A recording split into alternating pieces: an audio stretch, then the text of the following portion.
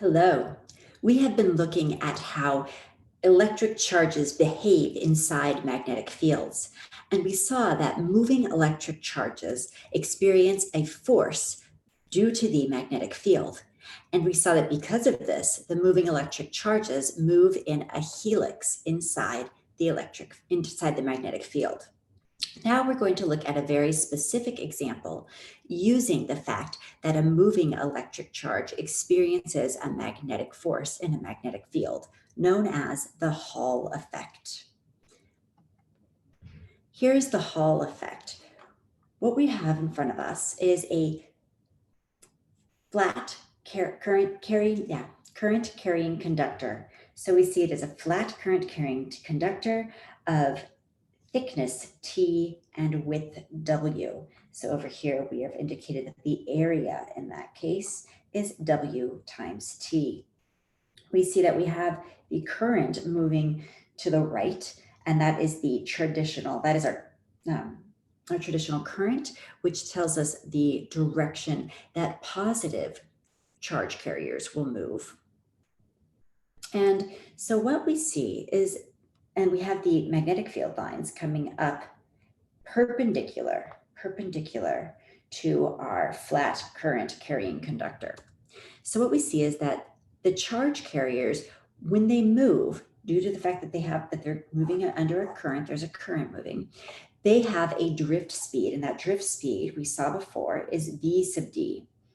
And so because these charge carriers are moving with a velocity V sub D, they will have a magnetic force that acts on them. We know that the magnetic force is equal to Q V cross B. And in this case, these magnetic charge carriers are protons, so that Q will be equal to E. And so the magnitude of this will be EVB sine of 90 degrees, because the angle between the magnetic field and V is 90 degrees. We know that sine of 90 degrees is 1, so the magnetic force will be equal to EV sub D, that's the drift speed, times B, and it will be perpendicular to both B and I, the current. So let's now take our flat current carrying conductor and tilt it so that we're looking at it where we have the magnetic field coming out towards us. So that's what we're going to do next. We're going to tilt it. So here we've now tilted our flat current carrying conductor. We see that the conventional current is still pointing to the right, and we see that we have our positive charges, this is a positive charge carrier, are moving in the direction of our conventional current. So we have V moving to the right, and we have the magnetic field now coming out of the screen. So take your right hand and put it in the direction of V. For me, that's this direction. And then I'll curl my fingers out of the screen, and I see that my thumb is pointing down. So my thumb is pointing down, and since this is a positive charge, that means that the magnetic force will be pointing down.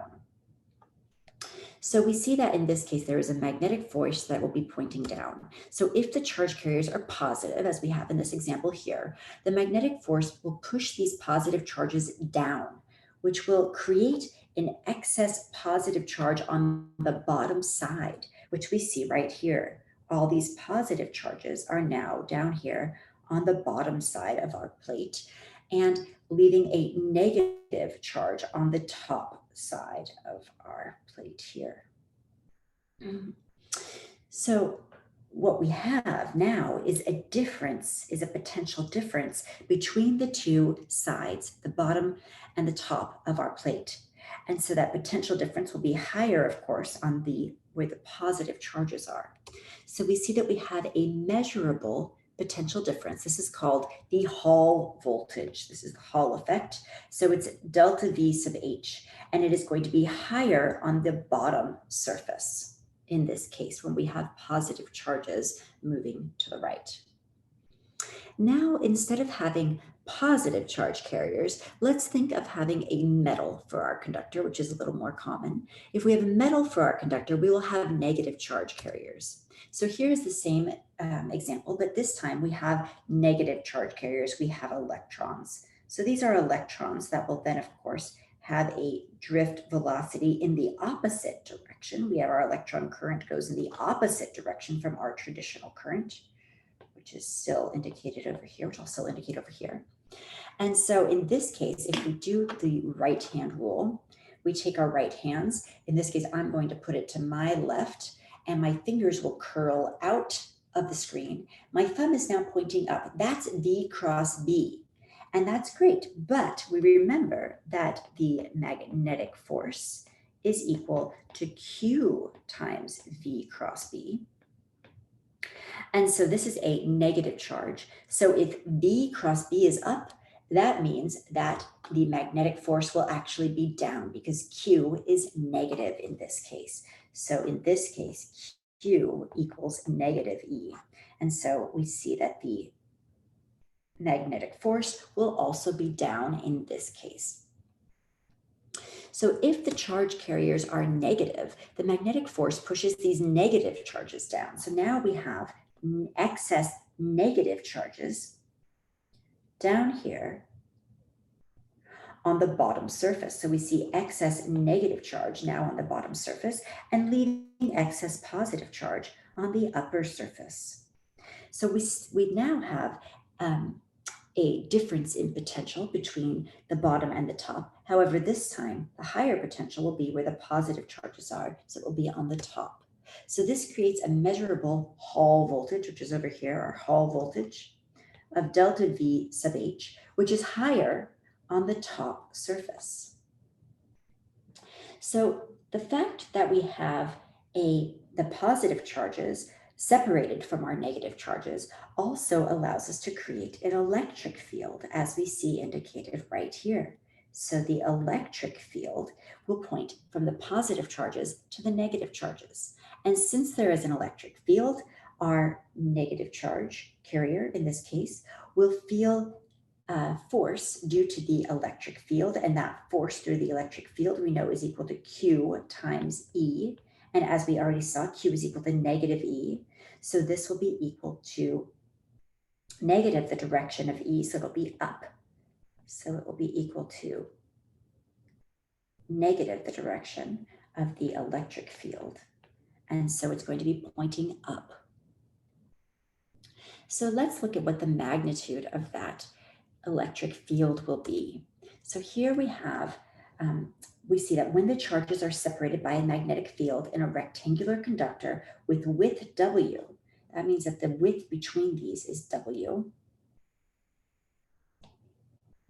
then we'll have an electric field that will be equal to the potential difference times that distance here, that width W.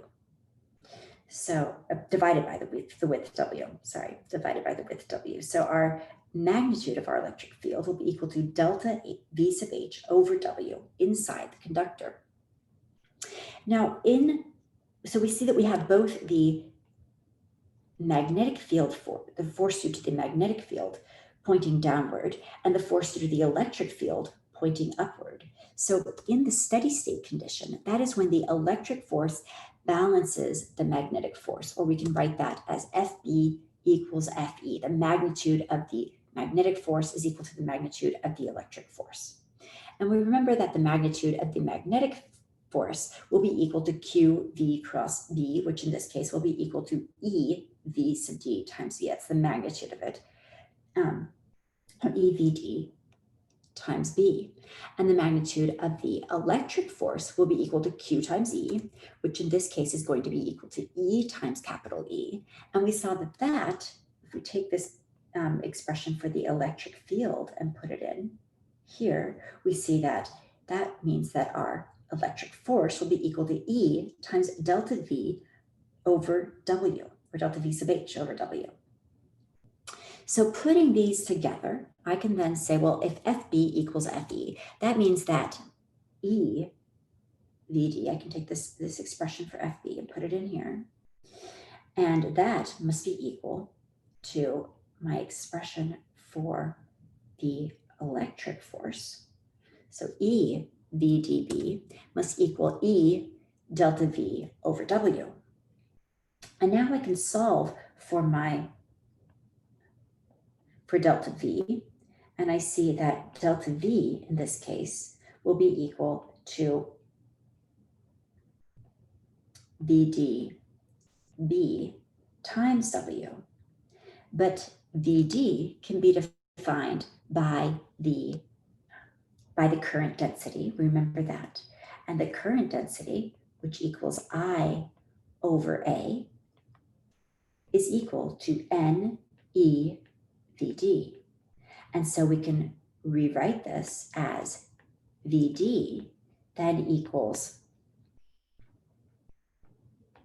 I over A, which we know is just W times T, times N times E. So in this case, Vd is the drift speed, and I equals Wt, and then Vd equals I over Wt and E. So we can take this expression here and put this in for Vd. And we see that in that case,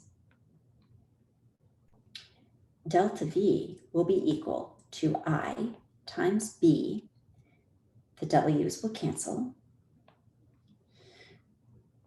over T and E. So we see that we can find the Hall voltage, which is equal to IB over T and E. And this can be very useful if we know our magnetic field and we want to find this N. This N is the charge carrier density. This N right here is the charge carrier density. It's in charge carriers per meter cubed, usually electrons per meter cubed. And if we want to find the charge carrier density, it's very useful to be able to find the Hall voltage if we know our magnetic field and we know our current.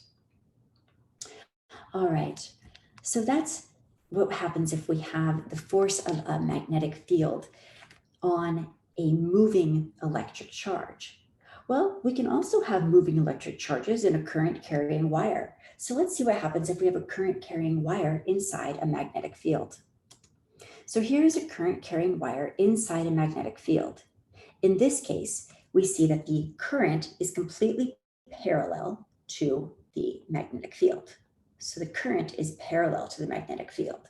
And what we observe is that there is no force on a current carrying wire that is parallel to a magnetic field.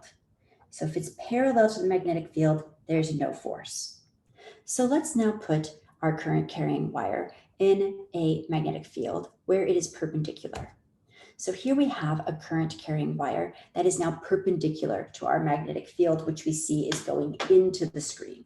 So it's going into the screen. So a current perpendicular to the field will experience a force in the direction of the right-hand rule. Where if we take our right hand and go up and into the screen, we see that we have a force. So let's think about how this is related to what we already know.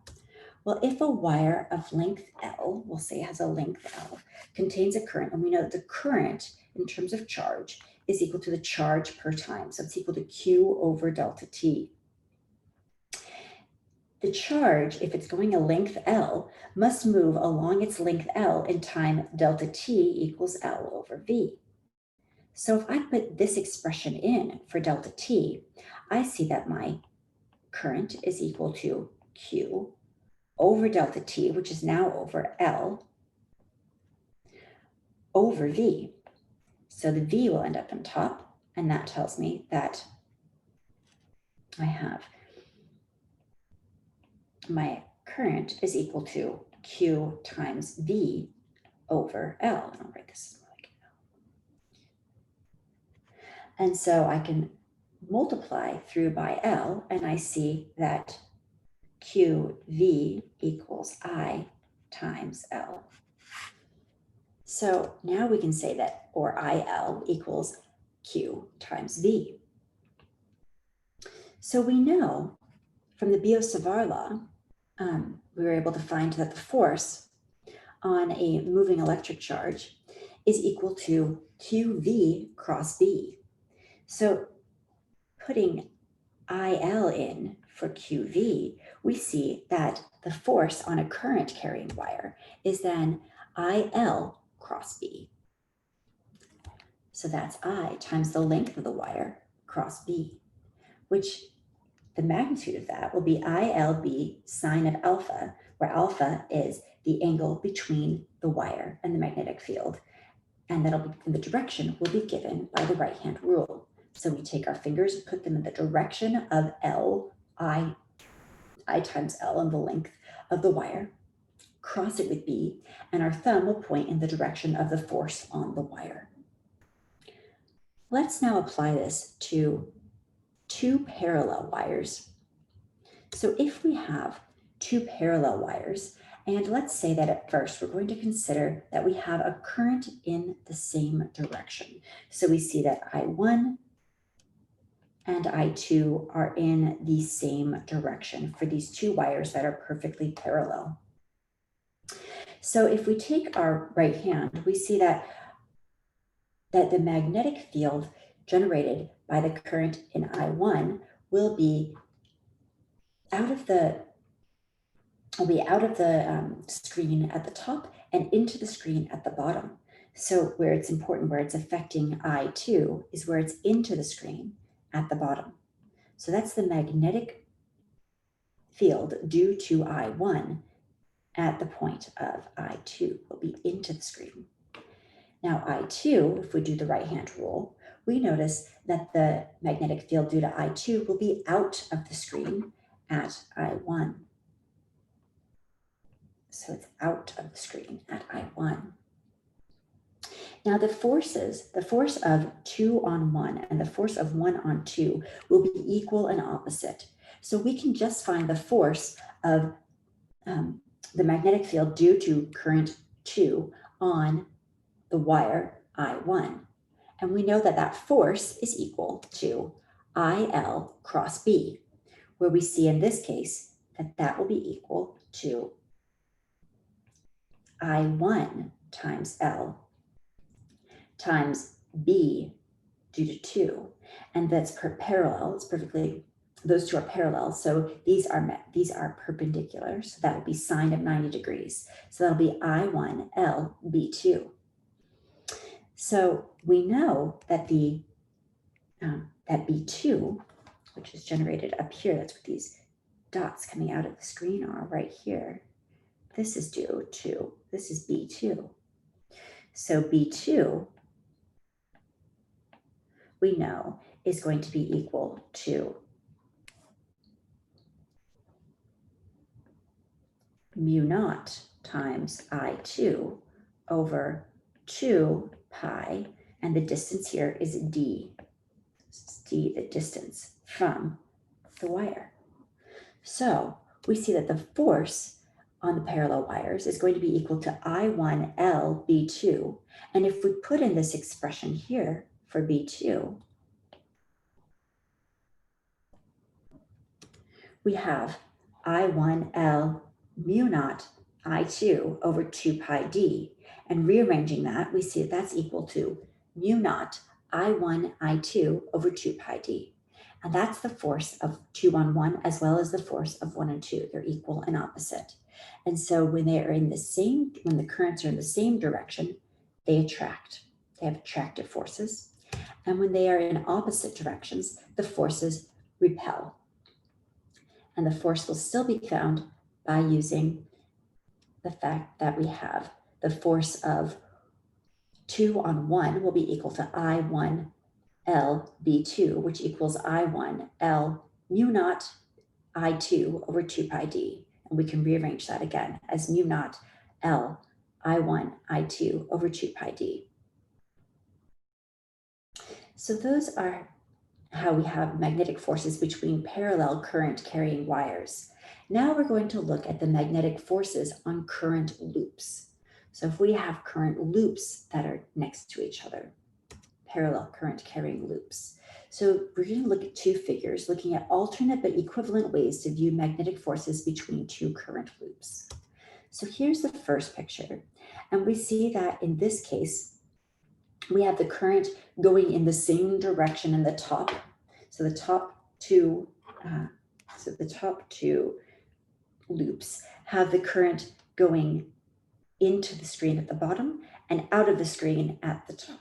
So the arrow's coming out of us at the top, and the feathers of the arrows are going in at the bottom for both of these. So they have the currents in the same direction, and we see that they attract.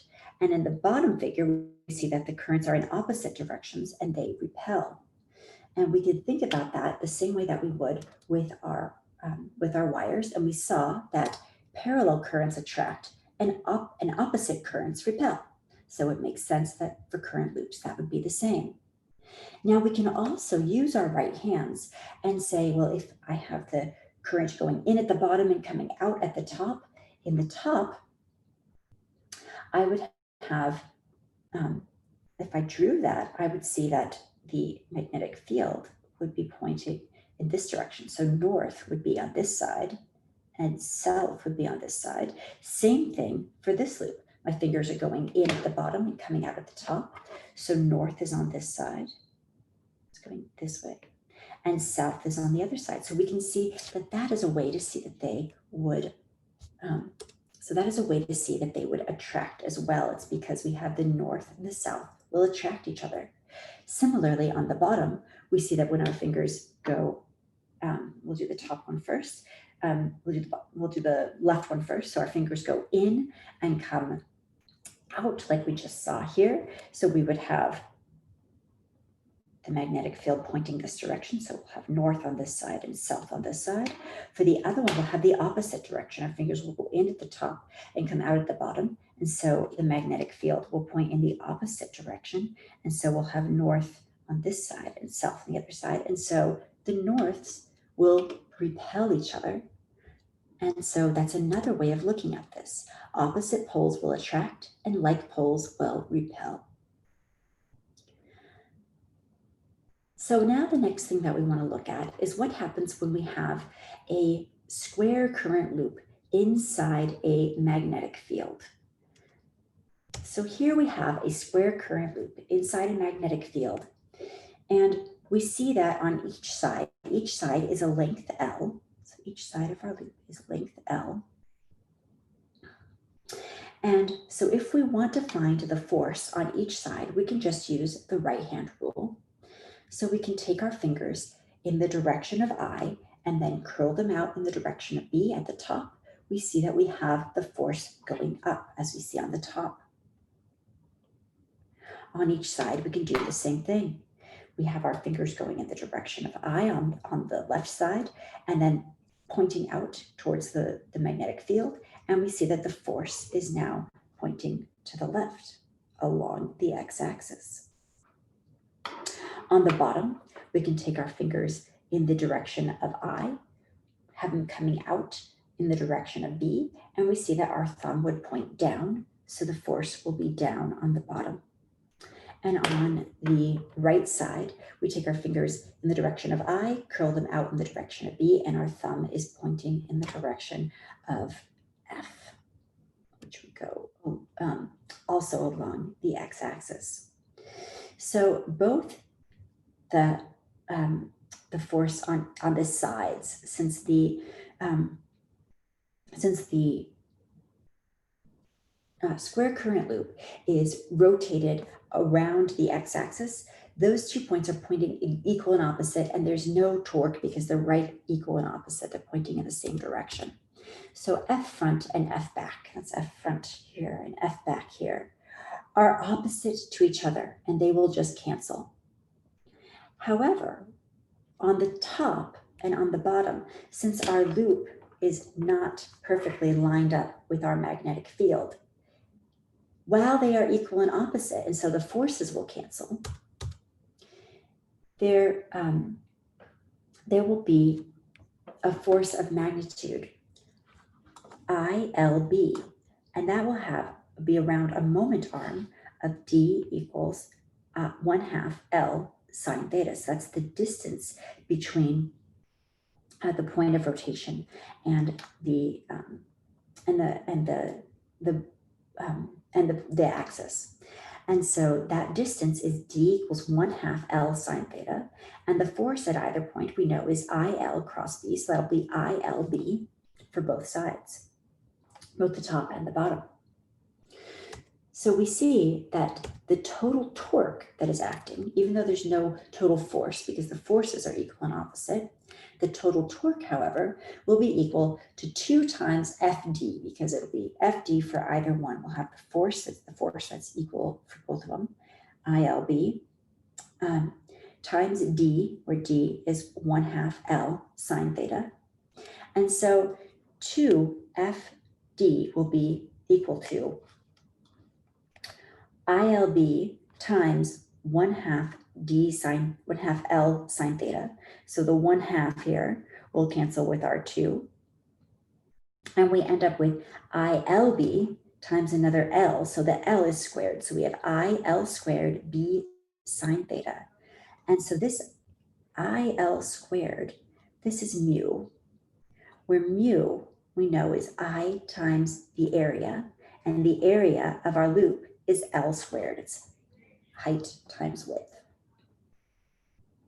And so we see that, that for any shape, what we can see is that even though this was derived for a square root, the result is valid for any loop of any shape, and it's equal, it tells us the torque is then equal to the magnetic dipole moment, mu, cross with the magnetic field, and that will give us the torque on any loop that is inside a magnetic field.